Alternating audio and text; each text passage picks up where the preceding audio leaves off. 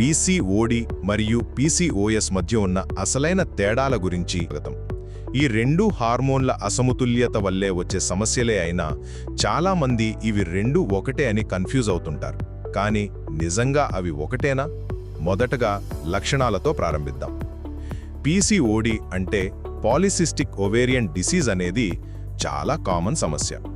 ఇందులో కేవలం మన అండాశయంలో అంటే ఓవరీలో చిన్న నీటి బుడగలు ఏర్పడి ఎగ్ రిలీజ్ అవ్వడం కొంచెం ఇర్రెగ్యులర్ అవుతుంది.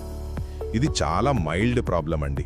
కేవలం చిన్నపాటి లైఫ్ స్టైల్ చేంజెస్తోనే దీన్ని మనం ఈజీగా కంట్రోల్ చేసుకోవచ్చు. రెండవది, దీనికి పూర్తి భిన్నంగా పీసీఓఎస్ అంటే పాలిసిస్టిక్ ఓవరీ సిండ్రోమ్ అనేది కేవలం బుడగల సమస్య మాత్రమే కాదు. ఇది మొత్తం శరీరానికి సంబంధించిన ఒక మెటబాలిక్ ప్రాబ్లం. ఇందు గురించి ఇంకా క్లియర్ డీటెయిల్స్ కోసం మా ఫుల్ వీడియో చూడండి. అలాగే ఇలాంటి మరిన్ని ఇంట్రెస్టింగ్ అప్డేట్స్ కోసం మమ్మల్ని తప్పకుండా ఫాలో అవ్వండి.